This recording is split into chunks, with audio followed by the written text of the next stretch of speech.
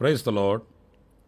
ప్రభు అయిన యేసుక్రీస్తు నామంలో మీ అందరికీ హోసనా మినిస్ట్రీస్ తరపున హృదయపూర్వకమైన వందనాలు తెలియపరుస్తున్నాను.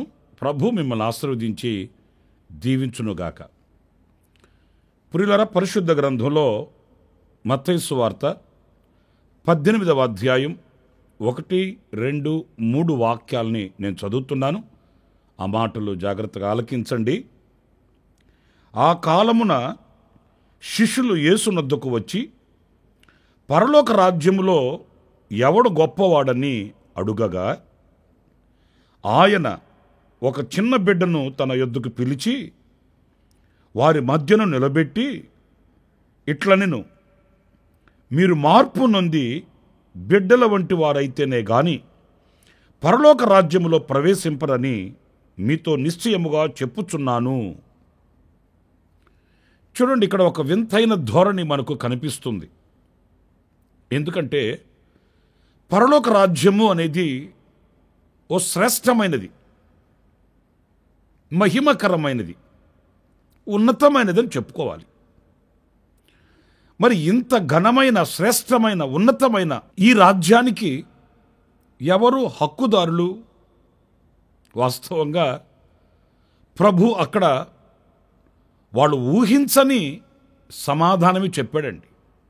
ఎందుకంటే వీళ్ళు ఆశించింది, ఆలోచించింది ఒకటి, ఆయన చెప్పిన సమాధానం మరొకటి. ఇంత ఘనమైన రాజ్యములోనికి, ఈ శ్రేష్టమైన రాజ్యములోనికి, ఉన్నతమైన రాజ్యములోనికి ఉన్నతమైన వాళ్ళు, ఘనులైన వాళ్ళు, బలము కలిగిన వాళ్ళు, ఇలా యోగ్యత కలిగిన వారిని ఆయన పరిచయం చేస్తాడు, ఆయన ప్రకటిస్తాడు అని వాళ్ళు అంచనా వేసుకొని ఉండవచ్చు. ఎందుకంటే అంత శ్రేష్టమైన రాజ్యానికి హక్కుదారులంటే ఆ శ్రేష్టత కలిగిన వ్యక్తులు ఎవరు అనేది కదా ప్రశ్న. అవునండి, మన ఆలోచనలు వేరుగా ఉంటాయి, దేవుని ఆలోచనలు వేరుగా ఉంటాయి. మనము బాహ్యంగా ఆలోచిస్తాము, ప్రభు అంతరంగికంగా ఆలోచిస్తాడు. ఆయన వింతైన ధోరణి ఈ వాక్యంలో మనం గమనించగలము. ఒక చిన్న బిడ్డను దగ్గరికి పిలిచి వాని మధ్య నిలబెట్టి, ఇలా చిన్న బిడ్డల వంటి వారు మీరు కాకపోతే పరలోక రాజ్యములోనికి మీరు ప్రవేశించలేరు, పరలోక రాజ్యములోనికి మీరు చేరుకోలేరు అనే సందేశాన్ని ప్రభు వారికి తెలియపరిచాడు. ఇక్కడ ఎందుకు చిన్న పిల్లల వంటి వారు కావాలి అని కోరాడు అనేది కాస్త మనం ఆలకించి దేవుని వాక్యంలో పరిశీలన చేస్తే, ఈ చిన్న పిల్లల యొక్క ఆధ్యాత్మికమైన విలువల్ని మనం గ్రహించవలసి వస్తుందండి. వాస్తవంగా చిన్నపిల్లలంటే మనకు చులకన ఉంటుంది, కానీ పరిశుద్ధ గ్రంథంలో వారిని గురించి ఏమని వ్రాయబడి ఉంది అనేది లేఖనాల్లో మనం చదివితే, కీర్తనల గ్రంథం 131వ కీర్తన 2వ చరణంలో చక్కటి మాట మనం చదువుతామండి. నేను ఆ వాక్యాన్ని చదువుతాను, మీరు చూడండి. నేను నా ప్రాణమును నిమ్మళపరుచుకొని ఉన్నాను, సముదాయించుకొని ఉన్నాను. చనుపాలు విడిచిన పిల్ల తన తల్లి యొద్దనున్నట్లు, చనుపాలు విడిచిన పిల్లయున్నట్లు నా ప్రాణము నా యొద్దనున్నది. ఇప్పుడు ఈ వాక్యంలో మనం గమనించవలసింది ఏంటి అనంటే, చనుపాలు విడిచిన పిల్ల తల్లి యొద్ద ఉన్నట్లు నా ప్రాణమును నిమ్మళపరుచుకొని ఉన్నాను. అంటే ఈ చిన్న పిల్లవాడు తల్లి దగ్గర తన ప్రాణాన్ని నిమ్మళపరుచుకొని ఉంటాడంట. నిజమే కదా? చిన్నపిల్లలకి ఎలాంటి కలవరం ఉండదండి. ఎందుకంటే నా తల్లి ఉంది, నా తండ్రి ఉన్నాడు. ఏమైనా వస్తే, ఏమైనా కలిగితే ఆళ్ళు చూసుకుంటారు కదా. నేనెందుకు ఈ విషయంలో చింతించాలి, నేనెందుకు ఈ విషయంలో బాధపడాలి, నేనెందుకు ఈ విషయంలో కలవరపడాలి? అందుచేత ఆ చిన్న మనసులో అంత గొప్ప నిర్ణయం ఉంటుందండి. మన చిన్నపిల్లలంటే వాళ్ళకేం తెలుసు అన్నట్లు మనం అనుకుంటాం. నిజమే, వాళ్ళకి తెలియదు, అందుకే తండ్రి మీద ఆధారపడతారు. వాళ్ళకి ఏ విషయాన్ని గురించి నిర్ణయం తీసుకోవడం వాళ్ళకి తెలియదు, అందుకే తల్లి మీద తండ్రి మీద ఆధారపడతారు. ఆ తండ్రి తల్లి మనసులో ఉన్న ఆలోచనానుసారంగా నడుస్తారు. నిమ్మళంగా, నెమ్మదిగా, ప్రశాంతంగా జయాన్ని చూడగలుగుతారు. మరి ఈ రోజున మనం పెద్దవాళ్ళం అనుకుంటున్నాం, దేవునికి అప్పగించవలసిన పనులు మనం పూనుకుంటున్నాం. నాకు జ్ఞానం ఉంది, నాకు చదువు ఉంది, నాకు వివేకం ఉంది అనే ధోరణిలో మనము మన శక్తి మీద మనం ఆధారపడి దైవశక్తికి మనం దూరం అయిపోతున్నామండి. చిన్నపిల్లలు అలా కాదు. ఎంత కఠోరమైన పరిస్థితులు వాళ్ళ ఎదుట నిలిచినా, ఎలాంటి క్లిష్టమైన పరిస్థితులు వాళ్ళ ఎదుటికి వచ్చినప్పటికీ కూడా వాళ్ళు ఆ తల్లి చాటున తండ్రి చాటున నిమ్మళముగా సముదాయించుకొని, ఆ మాటలో మనం చాలా నేర్చుకోవాలండి. సముదాయించుకొని అంటే వాళ్ళకి కలవరపడాలి, కన్నీళ్లు పెట్టాలి, లేకపోతే హృదయంలో ఆందోళన చెందాలి అనే విషయాలలో వాళ్ళు తమ హృదయాన్ని నిమ్మళపరుచుకుంటారట. అంటే తల్లి ముఖం తండ్రి ముఖం చూస్తారు, వాళ్ళ మీద పూర్ణంగా ఆధారపడిపోతారు, ధైర్యాన్ని స్థైర్యాన్ని పొందుకుంటారు. నా ప్రియ సహోదరులారా, మనం కూడా పరలోక రాజ్యంలోనికి మనం ప్రవేశించాలంటే ఈ ఆధ్యాత్మికమైన విలువను మనం సంతరించుకోవాలండి. పూర్ణంగా దేవుని మీద ఆధారపడి మన హృదయములను, మన ప్రాణమును నిమ్మళపరుచుకొని సముదాయించుకోగలిగిన ఆ చిన్న పిల్లల యొక్క అనుభవానికి మనం దిగి రావాలి. అయ్యో, మనకి ఎన్నో తలపులు, ఎన్నో ఆలోచనలు, పడుకున్నా నిద్ర పట్టదు, తిన్నా వంట పట్టదు, ఇక ఇదే ఆలోచనలు. మిద్దె కట్టాలి, అద్దెకివ్వాలి, పెళ్ళిళ్ళు చేయాలి, అది చేయాలి, ఇది చేయాలి. అరే, నన్ను పుట్టించిన దేవుడున్నాడు, సృష్టించిన దేవుడున్నాడు, ఇంతవరకు పోషించిన దేవుడున్నాడు, నన్ను నడిపించే దేవుడున్నాడు, ఆయన నాకు శిరస్సుగా ఉన్నాడు కదా, ఆయన ఆలోచిస్తాడు, ఆయన ఆలోచించి అనుగ్రహించింది నాకు ఆశీర్వాదకరంగా ఉంటుంది అని మన హృదయాన్ని మనం నిమ్మళపరుచుకోలేమండి. అందుకే పరిశుద్ధ గ్రంథంలో చాలా పర్యాయములు మనం ఏ మాట చదువుతామంటే భయపడకుడి, భయపడకుడి, భయపడకుడి అనే మాట అనేక పర్యాయాలు మన పరిశుద్ధ గ్రంథంలో చదువుతూ ఉంటాము. కనుక నా ప్రియ సహోదరులారా, చిన్న పిల్లలకి ఆ ఆధిక్యత ఎందుకు ఇచ్చాడు అని అంటే వారు మరి నిమ్మళపరుచుకొని, తమ ప్రాణమును నిమ్మళపరుచుకొని సముదాయించుకుంటారట తల్లి చాటున తండ్రి చాటున. ఇక రెండవ విషయాన్ని నేను మీకు పరిచయం చేస్తాను. అదేంటంటే పరిశుద్ధుడైన పౌలు కొరింథీ సంఘానికి రాసిన మొదటి పత్రికలో 14వ అధ్యాయం 20వ వాక్యంలో చాలా చక్కటి మాట రాశాడండి. ఆ మాట నేను చదువుతాను. సహోదరులారా, మీరు బుద్ధి విషయమై పసిపిల్లలు కాక, వినాలండి జాగ్రత్తగా, బుద్ధి విషయంలో పసిపిల్లలు కాక దుష్టత్వం విషయమై శిశువులుగా ఉండుడి. ఎంత చక్కగా క్లారిటీ ఇచ్చాడు చూడండి, ఎంత చక్కగా విడమరిచి మనకు ఆయన ఈ సందేశాన్ని ఇస్తున్నాడు. బుద్ధి విషయంలో మనం పెద్దవాళ్ళంగానే ఉండాలి, దుష్టత్వం విషయంలో మనం చిన్నపిల్లల వలె ఉండాలంటండి. అంటే దుష్టత్వం అనేది చిన్నపిల్లలకి తెలియదండి, ఆ దుష్ట ఆలోచనలు వాళ్ళకు ఉండవండి. తల్లిని ఎలా చూస్తారో కనబడే ప్రతి వ్యక్తిని అలా చూస్తారు, తండ్రిని ఎలా చూస్తారో కనబడే ప్రతి వ్యక్తిని అలా చూస్తారు. వాళ్ళకి దుష్టత్వము, వేరే వేరే ఆలోచనలు ఆ చిన్న పిల్లలకి తెలియదండి. నా ప్రియమైన సహోదరులారా, బుద్ధి విషయంలో దైవజనుడు చెప్తాడు, మీరు పెద్దవాళ్ళగా ఉండండి, చిన్నపిల్లల్లాగా బుద్ధి విషయంలో ప్రవర్తించకూడదు. దుష్టత్వం విషయంలో చిన్నపిల్లలుగా ఉండాలి, నిష్కాపట్యముగా. చూడండి, చిన్నపిల్లల హృదయాలలో కక్ష, ఈర్ష, ద్వేషం, పగ, కార్పణ్యం, అసూయ, హృదయంలో మత్సరము, ఇలాంటివి ఆ చిన్న పిల్లల హృదయాలలో ఉండవండి. తల్లి బిడ్డను ఎత్తుకొని ఉంటుంది. ఎవరైనా గనక వచ్చి ఆ బిడ్డ మీద ముచ్చటపడి అలా చేతులు చాపారనుకోండి, తల్లి ఒడిలో నుంచి ఆ చేతులు చాపిన వాళ్ళ చేతుల్లోకి అలా దూకేస్తారండి పిల్లలు. అంటే తల్లిని ఎలా ప్రేమిస్తున్నారో ఎదుటి వాళ్ళను కూడా అలాగే ప్రేమిస్తారు వాళ్ళు. తల్లిని ఏ దృష్టితో చూస్తున్నారో ఆ ఎదుటిగా ప్రేమించే వ్యక్తిని కూడా అదే దృష్టితో చూస్తారండి. ఎంత నిష్కాపట్యమైన మనసు కదా వాళ్ళది, చిన్నపిల్లలది. వీళ్ళు మా వెనకింటి వాళ్ళు, వీళ్ళు ఈ మధ్య స్థలం కొన్నారంట, ఈ మధ్య కారు కూడా కొన్నారట, వీళ్ళని మనం ఒక కన్నేసి చూడాలి, వీళ్ళు మా ముందింటి వాళ్ళు, వీళ్ళకి మాకు కొంచెం గొడవలు ఉన్నాయట, వీళ్ళు మాట్లాడితే పలకరిస్తే మనం పలకకూడదు, ఇలాంటివి ఏమైనా ఉంటాయండి వాళ్ళ మనసులో? ఏమీ ఉండవు. దుష్టత్వ విషయంలో నిష్కాపట్యముగా ఉంటారు వాళ్ళు. ఎవరికి హాని తలపెట్టరు, ఎవరికి కీడు చేయరు.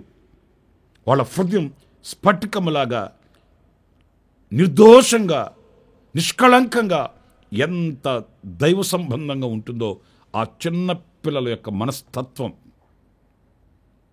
అలాంటి వారం కావాలండి. పరలోక రాజ్యంలోనికి మనం ప్రవేశించాలంటే ఏదో బైబిల్ చదువుతున్నంత మాత్రాన ఆ బైబిల్లో, పరిశుద్ధ గ్రంథంలో ఉన్న సత్యాన్ని గ్రహించలేకపోతే వ్యర్థమేనండి. చేతిలో బైబిల్ ఉంటుంది కానీ హృదయంలో బైబిల్ ఉండట్లేదు కదా. చేతిలో వాక్యం ఉంటుంది కానీ హృదయంలో వాక్యం ఉండట్లేదు కదా. హృదయంలో ఉండవలసిన ఆ పరిశుద్ధత, హృదయంలో ఉండవలసిన నిష్కాపట్యం మనం ధరించుకోవాలి. చిన్న పిల్లల యొక్క ఆ నిష్కాపట్యముతో కూడిన ఆ తత్వాన్ని మనం నేర్చుకోవాలి. అప్పుడే పరిశుద్ధుడైన దేవునితో మనం ఉండగలిగిన యోగ్యత, అర్హత మనకు కలుగుతుందండి. కనుక సంఘానికి రాస్తున్నాడు పరిశుద్ధుడైన పౌలు మాటల్ని, మీరు దుష్టత్వం విషయంలో శిశువులుగా ఉండుడి, అలాంటి స్వభావం మీరు నేర్చుకోండి. ఇది సంఘంలో ఉన్న వాళ్ళకి. మరి ఈ రోజున మనం ఎలాంటి స్వభావం కలిగి ఉన్నాము? సంఘాలకు వెళుతుంటాము, వాక్యం చదువుతుంటాము, పాటలు పాడుతుంటాము, ప్రార్థనలు చేస్తుంటాము, కానుకలు ఇస్తుంటాము, పండుగలు చేస్తుంటాము, ప్రకటనలు చేస్తుంటాము, ఇన్ని చేస్తుంటాము. కానీ హృదయంలో మాత్రం ఆ చేదైన వేరు, ఆ చేదైన ఆ మచ్చ, మడత, డాగు, కళంకం అది పోవట్లేదు. అందుకే ప్రభు అన్నాడు, ఈ చిన్న పిల్లల వంటి వారు మీరు కావాలి. చాలా చక్కటి మాట అండి.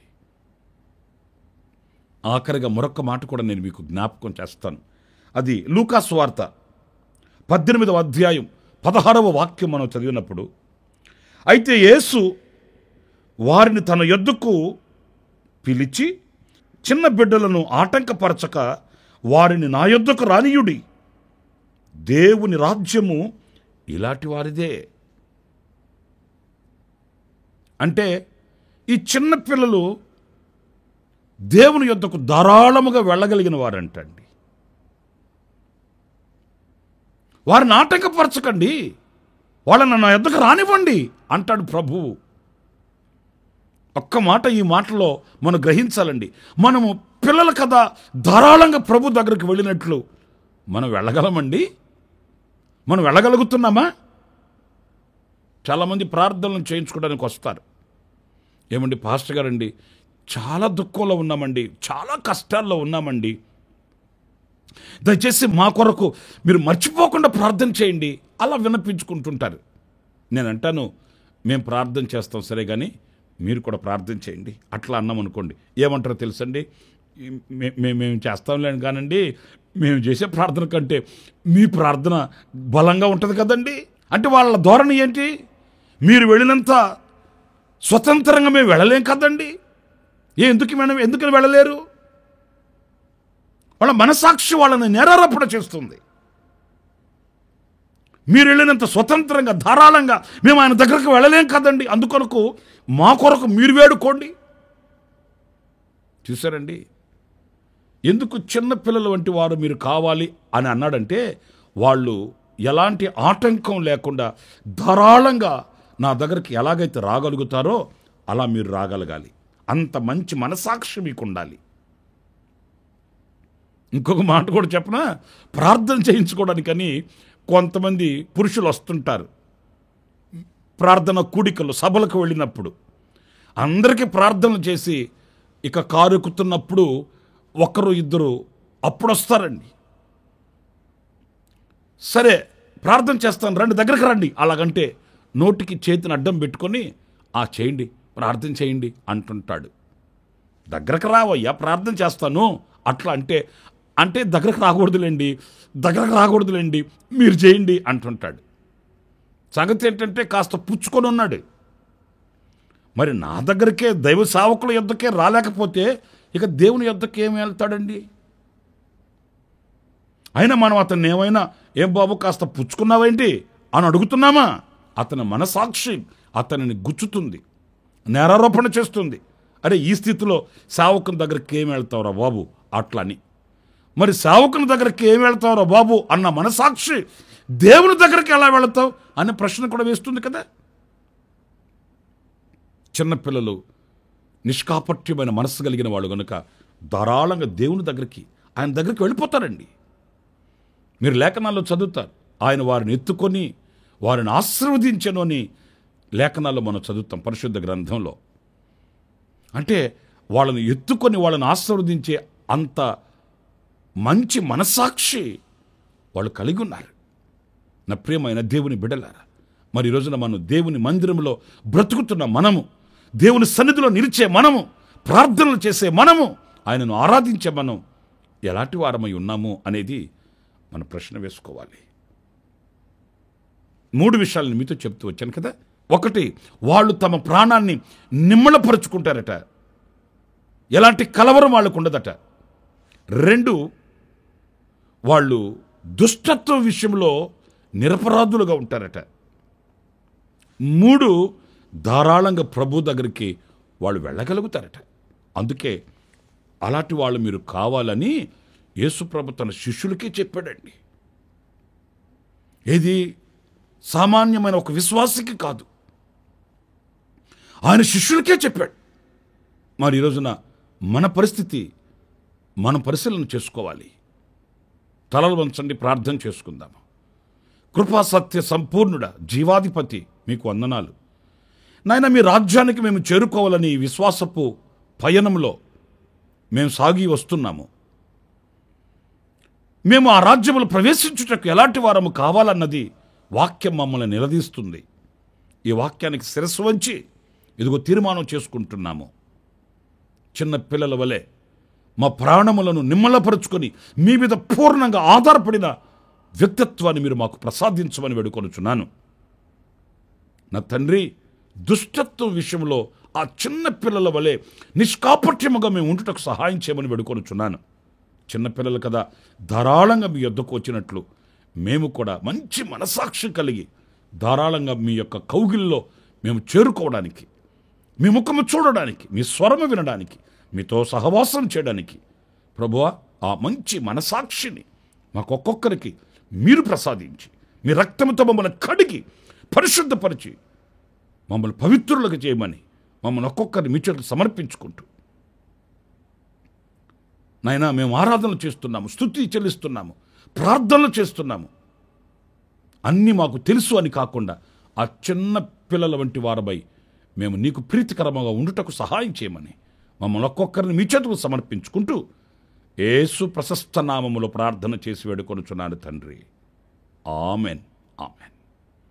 ప్రభు మిమ్మల్ని ఆశీర్వదించి దీవించునుగాక. ఈ దినమంతా విశేషమైన కృప నా దేవుడు సమృద్ధిగా మీకు అనుగ్రహించునుగాక. ఆమెన్. ప్రతి దినము ఈ అనుదిన కృపాది సందేశాల కొరకు ఇంకా మరిన్ని ఆత్మ సంబంధమైన సందేశాల కొరకు ఈ మా యూట్యూబ్ ఛానల్ ని సబ్స్క్రైబ్ చేసుకోండి. Pastor Ramesh Kosanna ministries.